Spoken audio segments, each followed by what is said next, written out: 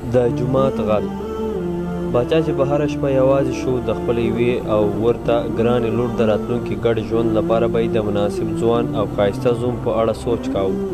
باچا یوه شپه همدې سوچ پسې اخیستی و. نیمه شپه یې وزیر راوغوښت او ورته یې وویل ښار ته ووځه که دې داسې ځوان پیدا کړ چې په دې نیمه شپه یې خوب پرېښی وي او خدای حضور ته په لمانځه ولاړ وي را یې وله. په همدې شپه غل هم د یو شي په نیت راوتلی و. ګوري چې د جومات ور کلف دی، د کوم قیمتي شي لټې اړ کړ چې جومات ته په دیوال ور واوړي.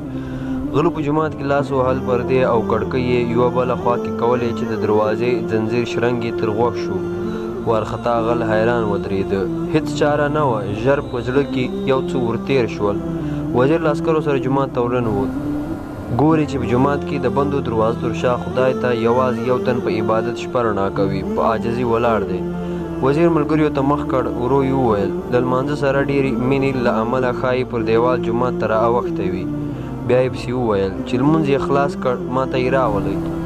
غل له ویرې پیوسته نیتونه تړل او سلام ګرځوي چې 2 رکعته خلاص شي، دستي پورته شي، بیا غوږو ته لاس یوسي. لمنځونه بیخي له تمامه ووتل. رکعتونه دي، سلامونه دي. عسکر په حیرت ولاړ دی. وزیر نور ستړی شو. عسکرو ته یې وویل څنګه چې سلام وګرځاو سمدستي راپورته کړئ او د نور لمانځه اجازه مه ورکوئ. همداسې یې وکړل. ځوان یې په نیمه شپه د باچا دربار ته ورسه. وزیر د ځوان د لمانځه د یوازیتوب او لنډه دا چې ټول د سترګو لیدلی حال باچا ته بیان کړ.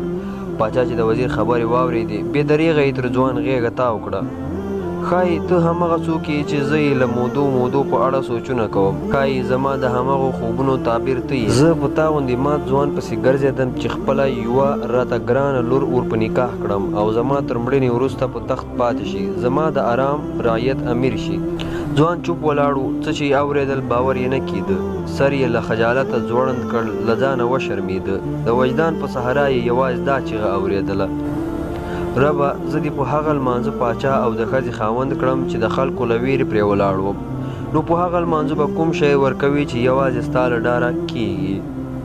هیله کوم ملګرو چې ویډیو مو خوښه شوې وي، د لا نورو داسې ویډیوګانو لپاره زموږ چینل سبسکرایب کړئ او ویډیو له نورو ملګرو سره هم شریکه کړئ.